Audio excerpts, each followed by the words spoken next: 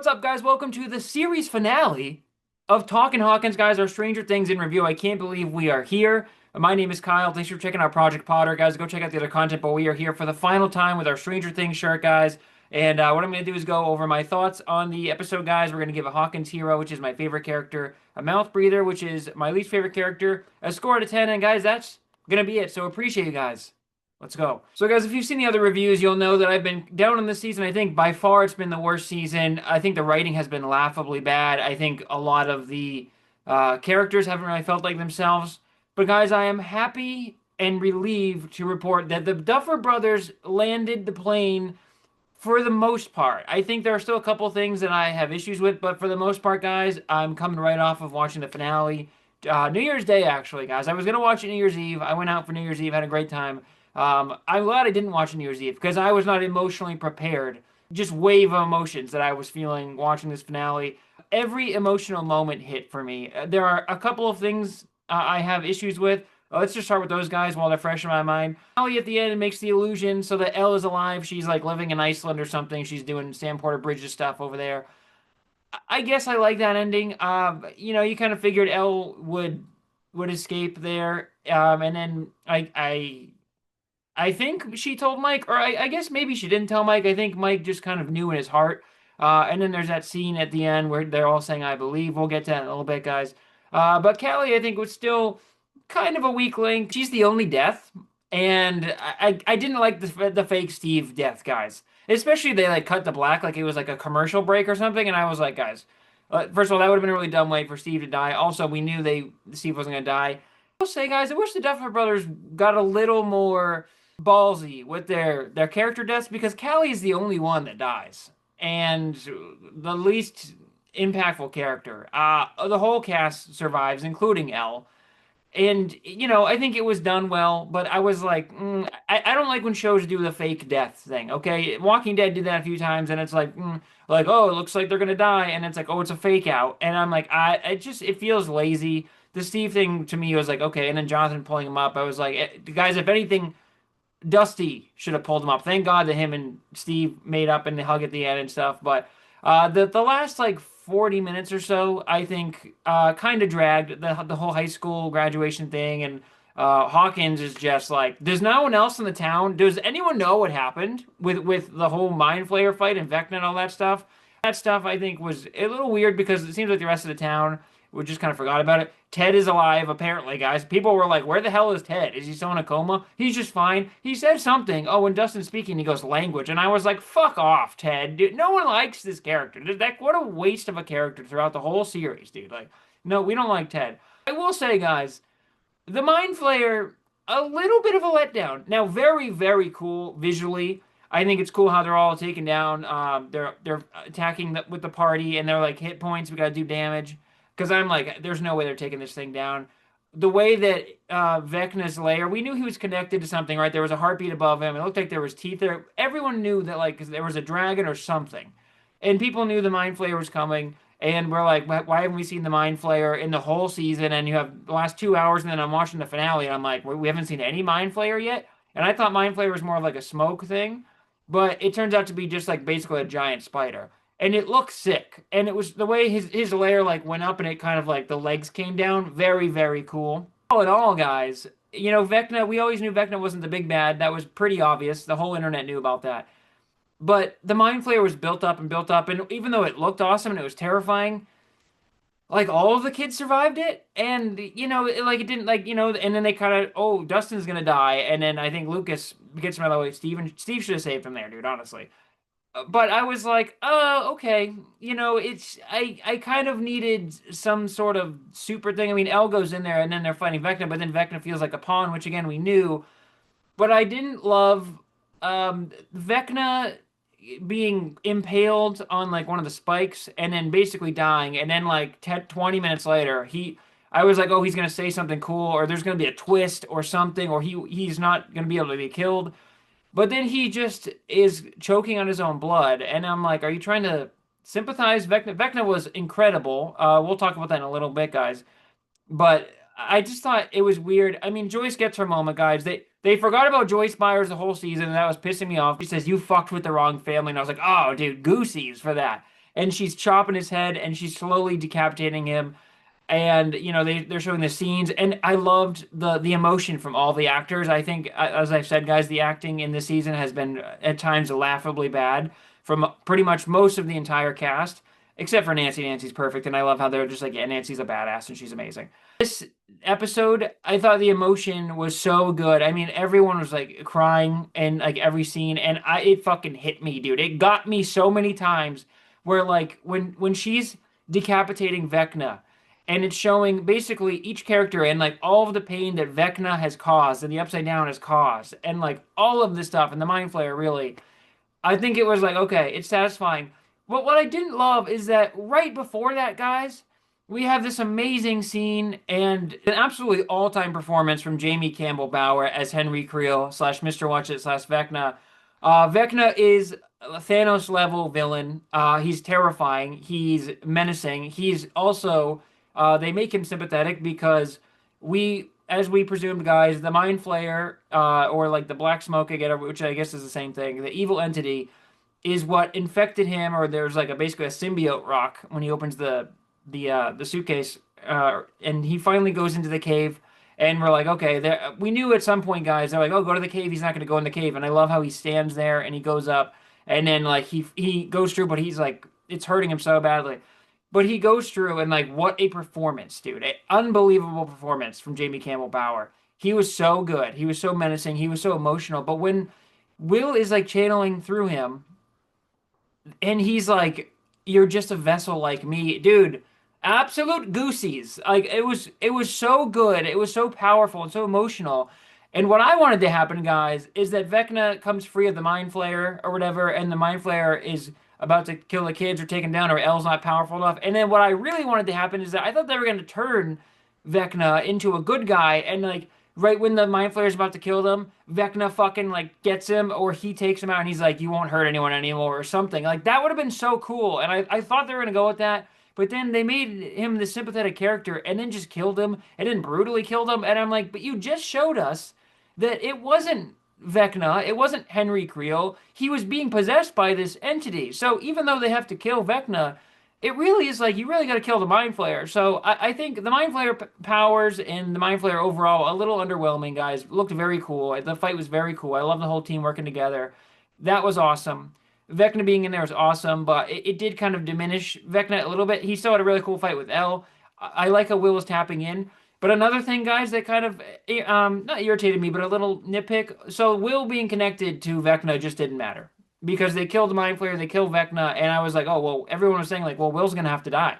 Will's gonna have to die because he's borrowing powers from Vecna, and then it's like, oh no, he's just a normal kid now, and it's like, oh well, that's weird. And well, also, why was Will so connected to the Mind Flayer, but then all the other kids who were kidnapped, they're not like coughing up slugs and stuff like that. So there are plot holes still, guys.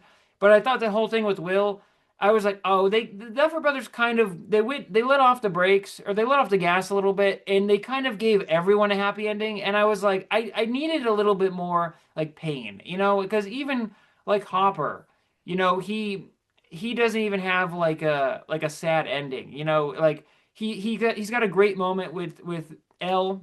And the only thing I would also change, guys, is that the scene where El dies, the illusion. Everyone thinks she dies. She's standing out in the portal. I wish that it was the scene with Hopper and El, and not the scene with El and Mike. Because even though El and Mike were technically in love, guys, and we do get a quick scene with Mike and Will up on the tower in the beginning where he's like, hey, I just want to let you know, like, it was cool what you said or whatever. And he's like, yeah, I hope we can be friends. And he's like, nah, not friends. And he's like, best friends. But then they don't hug, and I was like, guys, hug it out, please. Like, what are we doing here? But it was nice because it was like it kind of acknowledged it. But again, it's like it seems like Will's that scene still from last week, guys. His coming out speech. I think it was just way too drawn out and unnecessary. It could have been a quick thing, and they could have just said, "Will, we love you for who you are. Don't worry, buddy." Like it was just weird because he was like, "To fight Vecna, I have to clear my mind." But then Will didn't even really fight him at the end. So I was really hoping, guys. Like people are theorizing, it would have been so cool. And I said this before. You have to roll a 20 to beat Vecna in Dungeons and Dragons, guys. And I thought they were going to take 8, and they were going to take 11, and then Will was going to be the 1, and that was going to equal 20, and they would all use their powers at the same time, and it was like a tri-beam. to Vecna, and it would have killed him and the Mind Flayer, or maybe it would have freed him from the Mind Flayer, and then Henry Creel. Like, we don't get a good ending for Henry Creel, dude. The guy has been basically possessed. He was just a normal Boy Scout. He ran into this guy in the cave trying to help this guy in this collapsed mine or whatever. The symbiote basically consumed this guy. He shoots Henry, and then Henry opens it up. He touches the rock like a curious kid would, and then he gets possessed, and he's like, it's like, find me. But I'm like, Henry was the victim here, dude. And you don't give him you couldn't have Henry Creel live on, even in like an insane asylum or something, or maybe he should have really gone away like L. They should have made him a good guy and then made him go away like L did. So there are things I didn't like about this finale. But guys, those are kind of my nitpicks. But like I said, guys, for the most part, the Duffer Brothers landed the plane, and I did not think they were going to. But the action was awesome. This was 2 hours and 8 minutes, guys, and the pacing was great. I mean, it was really high quality. The visuals looked great between them, the abyss coming down, them on the light tower. I thought that was a little weird because I'm like, you guys are all just standing up here, and like then the tower is getting crushed down and it's coming down, and Murray is like, we were right. The abyss is coming down, but the bad thing is that we were right, and there's a giant planet coming down, and then they almost fall off, and they do the fake Steve death, which was dumb. But that was all cool, and then they get up into the abyss, and like the music kicks in, and the group is there, and they all look cool, and they have like these 6 shields and stuff.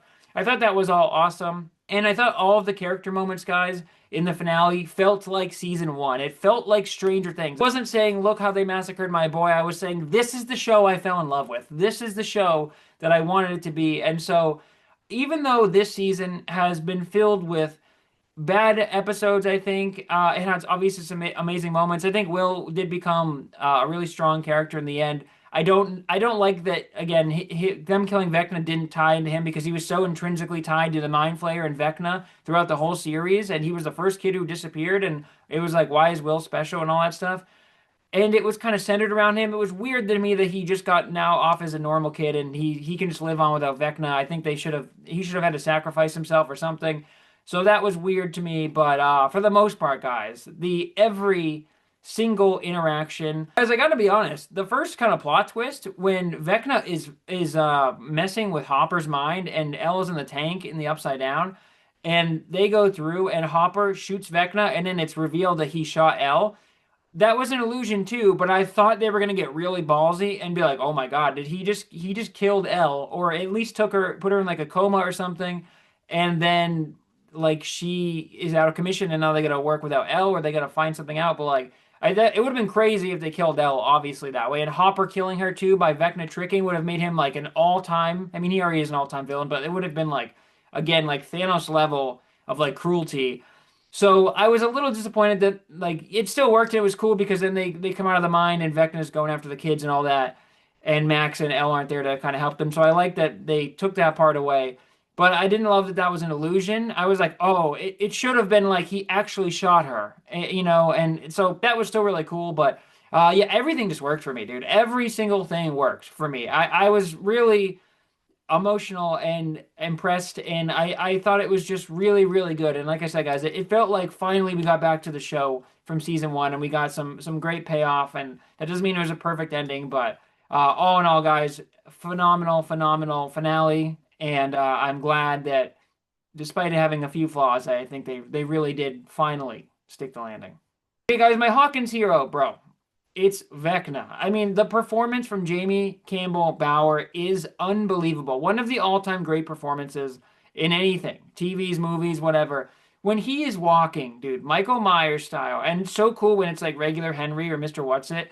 And like he transforms his arm into the Vecna arm. I was like, oh my God, so sick. And like just the way that looked with him transforming and like him controlling the kids and then Callie doing the illusion. And she's like, hello, brother. And then she goes to stab him and then he kind of gets away, and you're like, oh, dude, it's like Inception. Like, you don't know what's going to happen next. But he was so good and so menacing. But then for them to really humanize and sympathize him and be like, man, the emotion he showed, where Will is like, he's scared. He's so scared. And again, I thought Noah Schnapp was really good in this finale, too. And like, he's sitting there and he's crying, and you're like, dude, this is just a little boy who got infected with this curse.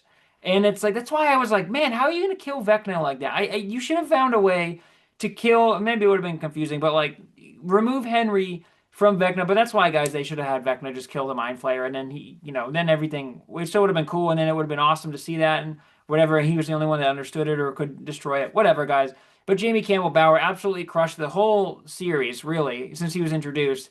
And Vecna was the most menacing villain, and he was the most interesting character. And he's playing these different versions between Mr. Whatsit and like that, like nice to the kids, but also using them in on like unhinged and like that darker side. And even when little Henry first gets the stone, and then the guy, it's like an illusion or whatever. I think it's mind flayer playing tricks. Like he's like, it'll consume you or whatever, and he just like puts his hand out and his eyes like explode. I was like, holy shit! Like awesome stuff. The visuals were great, but Jamie Campbell Bower, don't forget his name. He deserves all the awards and just an absolutely unbelievable performance as Vecna, Mr. Whatsit, and Henry Creel.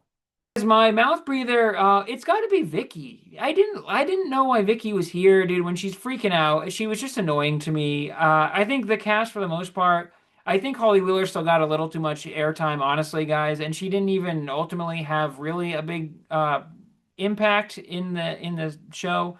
Excuse me, she didn't really have an impact in the finale, but she got so much screen time. More people were saying more than like the main cast, and I didn't love that direction. But I think Vicky was just kind of like you could have not been in this season, and it would have been fine. We didn't need anyone to accompany Robin. We didn't really need their relationship going on. Like it could have been just like a quick scene or something.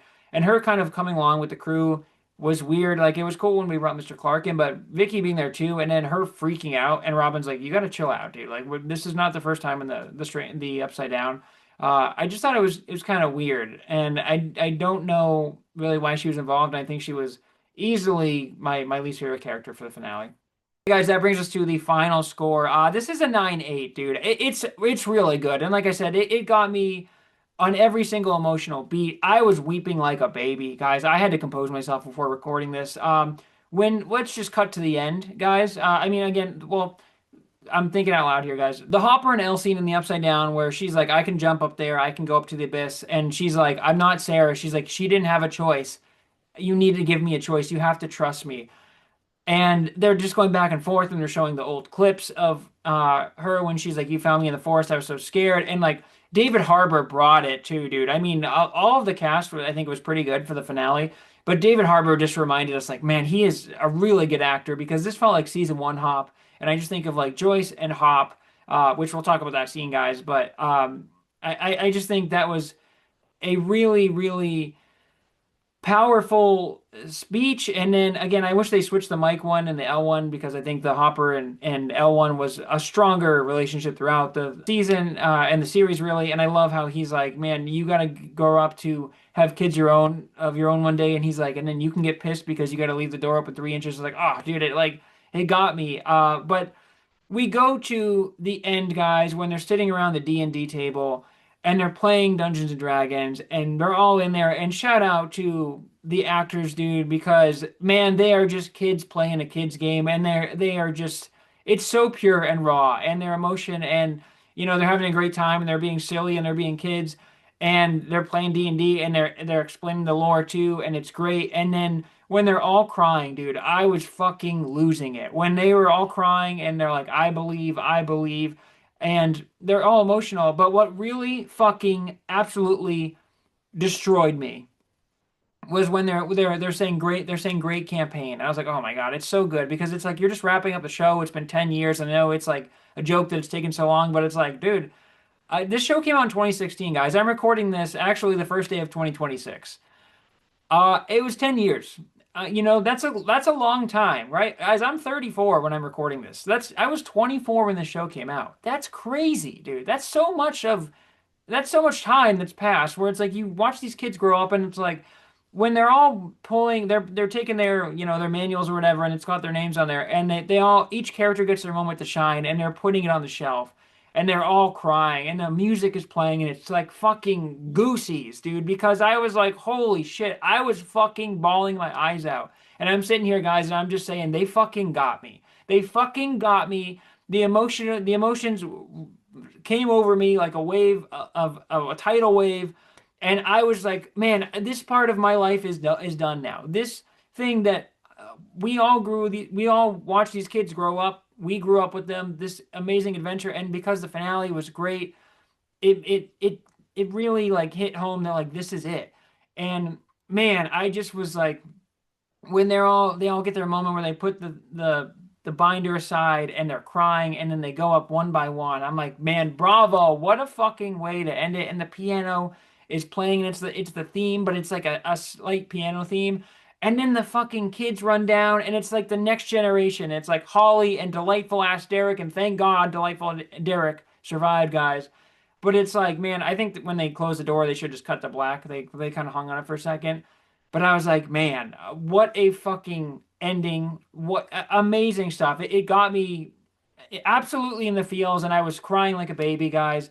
I don't know that we needed the Steve Harrington, Jonathan Byers, Nancy Wheeler, Robin. I don't know that we needed them on top of the radio station because I think the scene was nice, but I think that they should have had the entire crew be like, man, do you guys miss it? And then like, because they were like, oh, here's two like always staying together or whatever. But it was only the four of them, and I'm like, this isn't even like the main kids. Like, I think you got to get everyone there, and like that's you've been on this amazing journey, and it's like, how do you go back to like normal life? I mean, it was weird that Nancy was like, oh, I dropped out of college and I'm gonna be like a writer for the Herald now. Or I'm like, man, they built her up where she's like this badass. She's this amazing warrior, this badass like Terminator style character. And then she just is like a writer, and it's like, how do you go back to normal life after fighting a freaking the mind flayer in the Upside Down and all the emotions that they went through? But yeah, I'm sure I'm missing a lot of things, guys. But I really thought the pacing, the writing, actually surprisingly, there was one line in the very beginning where the government, that was one thing too, guys. I did not care for the government when they came back through the portal. I thought Vecna was going to be like not dead and actually like there's going to be a big twist and he because everyone was happy and stuff, and I was like, oh, something's going to happen. And I looked at the time, there's like an hour left or something, or a half hour left, and I was like, oh, dude, this is not good. I thought Vecna was like going to be standing there, and they're like, no way, and then he was going to like kill a couple of people or something. The government was there, and they just put like spikes, like tire spikes down. I was like, the government, we didn't need the government, dude. It was really weird. I never liked the main actress that was in charge. I think she's actually from Terminator or something, and she's supposed to be badass. I don't know, guys. I actually haven't seen the Terminator movies at the time of this recording. I just never vibed with that, and I just thought it felt so small potatoes, and I felt like they had no idea what was going on compared to like literally the Abyss and the Mind Flayer and Vecna. Like that was all so cool, and then the government was just like monitoring this portal, and they have like no idea what's going on, and they're never getting charged in front of Elle and stuff, and they're chasing her, and anyway. But I just think that the moment there should have been all the whole group, and I thought it was weird that Steve was like, "Oh yeah, I knew me and Nancy were never gonna work out." But then he's like, "Wait, did she say something about me?" Or she said Nuggets, and Jonathan's like, "Yeah, maybe don't call him Nuggets." I was like, "All right, it was kind of nice," but I was also it was like, well, think back, guys, too. Like when I thought they were gonna say like, "Remember when you smashed my camera or whatever?" And it's like, "Yeah, remember you being creepy, Jonathan, and you were like, taking pictures for no reason outside the house." But Jonathan's character, I think, kind of. I don't know if we got a satisfying arc with that, but everyone else, guys, I mean, what a cast, and really despite some poor episodes in this final season, guys, I look back, they're playing the credits. I'm emotional. I'm crying my eyes out. And I'm gonna miss this show. I will. And maybe in 10 years or something, I'll go back and watch it or 5 years. But I'm glad they ended it on a high note because it was a little rough. The choppy water's there, and it's not perfect, but man, I was definitely in my feelings when the credits rolled. Okay, guys, well, that is it for Talkin' Hawkins. That's it for our Stranger Things review. I think there's a spin-off season, guys, or a spin-off series. I don't know if it's going to be the kids with Holly and Derek. They said it's going to be a completely new cast, I think. I'm good. I don't need any more Stranger Things. I don't like when things overstay their welcome. The show already took so long to come out, which in hindsight is like it's kind of nice because we got to see these kids grow up 10 years and you get to see them from little babies to like actual like teenagers, and I like how they're graduating from high school at the end. The Hellfire Lives moment was cool from Dustin, although that felt a little like drawn out. But yeah, I'm good. We'll put a nice bow on this, guys. I will probably rewatch this show, like I said, in 5 or 10 years. I think it is a special show. I don't think it's perfect. I think there are flaws. I think the last season was kind of rocky waters, like I said, guys. But Stranger Things is unlike anything else, and I credit to the Duffer Brothers. I don't want to dump on them too much. because there are plot holes, but glad that they nailed the finale because I really going in did not think they were going to. I thought we might have just an absolute disaster, but everything worked for me for the most part. And guys, that's it. So the campaign is over. This series is over. Go check out the other content, guys, for Project Putter. I appreciate all of you for stopping by. Like, comment, subscribe, guys. Until next time.